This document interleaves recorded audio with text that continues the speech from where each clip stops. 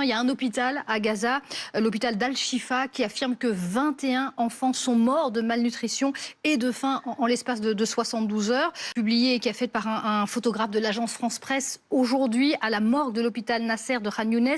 Elle montre l'image d'un adolescent, le corps décharné, qui est mort de faim. Vous avez pour père le diable et vous voulez accomplir les désirs de votre père. Il a été meurtrier dès le commencement et il ne se tient pas dans la vérité, parce qu'il n'y a pas de vérité en lui. Lorsqu'il profère le mensonge, il parle de son propre fond, car il est menteur et le père du mensonge. À l'actualité internationale et à la guerre à Gaza, l'ONU accuse l'armée israélienne d'avoir tué plus de 1000 personnes qui tentaient d'obtenir de l'aide. Depuis fin mai à Gaza, l'armée israélienne doit cesser de tuer des civils. Les condamnations se multiplient à travers le monde. La France et 25 autres pays, le patriarche de Jérusalem ou encore la chef de la diplomatie européenne ont tous réagi. Alors que l'OMS, l'Organisation mondiale de la santé, dénonce des attaques qui ont visé ces locaux. Fanny Regnault. L'armée israélienne, pointée du doigt par l'Organisation mondiale de la santé. Dans un communiqué publié notamment sur les réseaux sociaux, le chef de l'agence onusienne dénonce une intervention israélienne dans plusieurs de ses locaux à Gaza et des violences infligées à ses membres. Le personnel masculin et des membres de leur famille ont été menottés, déshabillés, interrogés sur place et contrôlés sous la menace d'une arme. Une incursion de l'armée israélienne dans des quartiers jusqu'à présent épargnés par les tanks de Tsahal qui ont fait des victimes, forçant les habitants à fuir. À Gaza, 2,3 millions de personnes sont dans une situation humanitaire catastrophique selon l'Agence des Nations Unies. La famine sévit dans de nombreuses zones et touche en premier les nourrissons. Cette femme tient dans ses bras un bébé décédé. Il est mort de malnutrition. Sa famille ne pouvait pas le nourrir ni nourrir ses frères et sœurs. Dans les centres médicaux, les patients admis pour dénutrition se multiplient. Les enfants meurent de malnutrition, des enfants âgés d'à peine 1 ou 2 mois. Les points de passage sont fermés et il n'y a pas de médicaments, de traitements ou de nourriture. L'état de mon fils prouve ce que vivent les habitants de Gaza. Ce dimanche, au moins 90 personnes sont décédées lors d'une distribution alimentaire suite à des tirs de l'armée israélienne selon la défense civile de la bande de Gaza. Un scénario désormais habituel dans l'enclave. 1000 Palestiniens ont été tués par l'armée israélienne lors de distributions alimentaires depuis le mois de mai, selon l'ONU. Israël continue d'utiliser la famine comme une arme de guerre, notamment en tuant plus de 995 Palestiniens attendant de l'aide dans leur propre piège mortel. Comme l'a averti le responsable onusien Tom Fletcher, la faim ne doit pas être contrée par des balles. Ce lundi, 25 pays occidentaux, dont la France, le Royaume-Uni, l'Australie ou encore la Belgique, ont appelé à un cessez-le-feu immédiat dans la bande de Gaza, ainsi qu'à la libération des 50 otages israéliens, toujours détenus par le Hamas. Et les ONG qui alertent contre la malnutrition et les risques de famine, la famine qui tue déjà des enfants. 21 enfants sont morts rien que dans un hôpital au courant de ces dernières 72 heures. Écoutez, Jean-Raphaël Poitou d'Action contre la faim. La situation, effectivement, 20 mois après, ce qu'on voit, c'est que maintenant les gens meurent de faim, meurent de malnutrition. Et ce n'est plus une fiction, c'est vraiment des cas qu'on observe maintenant tous les jours. Oui, vous parliez des enfants notamment qui meurent de faim. Il y a un hôpital à Gaza, l'hôpital d'Al-Shifa, qui affirme que 21 enfants sont morts de malnutrition et de faim en l'espace de 72 heures. Il y a pourtant des distributions d'aide alimentaire qui ont repris, mais visiblement ça ne fonctionne absolument pas. Ça se passe même de façon chaotique. Je ne sais pas de quelle aide humanitaire vous parlez, car les distributions qui sont mises en avant à l'heure actuelle ne sont pas considérées comme de l'aide humanitaire. Toutes les ONG et même les Nations Unies ont rejeté ce plan. L'aide humanitaire toutes les ONG et même les Nations Unies ont rejeté ce plan.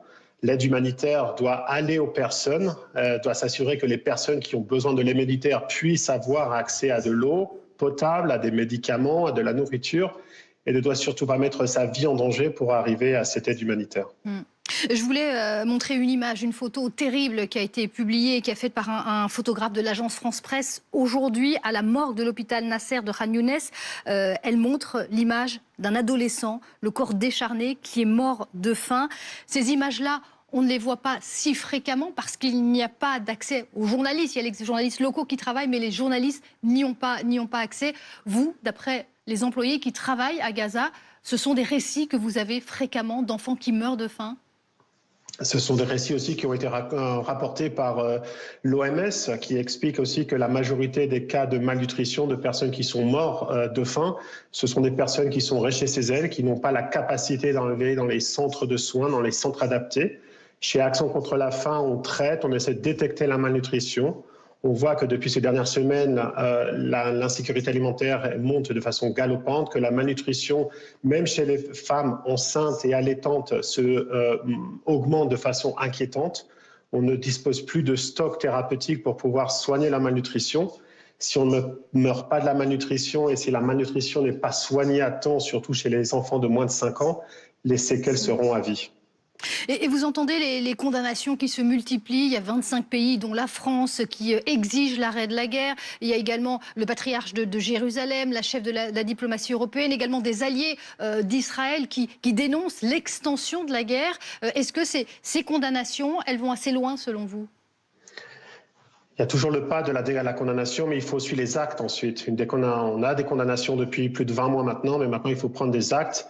Il est nécessaire et vital pour la population de Gaza d'avoir accès à cette aide humanitaire qui, comme on l'a vu au début de l'année, pendant cette trêve, quand les points d'accès étaient ouverts, quand il y a eu cette pression internationale, on a pu répondre à ces besoins humanitaires, on a pu refaire descendre un peu les taux d'insécurité alimentaire, de malnutrition. On avait vu l'insécurité baisser de manière drastique parce que les gens avaient accès à l'humanitaire, parce que les staffs humanitaires ont pu se déplacer d'une zone à l'autre. Vous l'avez mentionné juste avant dans votre reportage, avec les nouveaux déplacements forcés, maintenant la zone du centre de Gaza, de Deir el-Balah, est coupée en deux, ce qui va aussi compliquer énormément l'accès aux populations. Les bureaux des ONG sont affectés par cette zone de déplacement. L'usine de dessalement qui permettait aux gens d'accéder à l'eau potable grâce au système de livraison de l'eau ne va plus être possible parce que cette zone est maintenant sous l'effet de plusieurs combats dans les prochains jours. Et vous êtes responsable Moyen-Orient pour Action contre la faim. Est-ce que vous, en tant qu'organisation, vous parvenez à établir un contact avec le gouvernement israélien en vue d'ouvrir des points de passage ? Cette négociation, on l'a fait grâce aux Nations Unies. C'est toujours le système qui a marché jusqu'à maintenant, au moins jusqu'à jusqu'à l'établissement de ces nouveaux sites de distribution d'aliments. Les négociations se font avec l'Office de la coordination des Nations Unies et c'est à travers eux que nous discutons avec le gouvernement israélien. Jean-Noël Barrot, le chef de la diplomatie française, qui a qualifié l'extension de la guerre à Gaza de déplorable et qui appelle à l'ouverture, à l'accès aux médias, tous les médias du monde entier dans l'enclave palestinienne. Jean-Noël Barrot.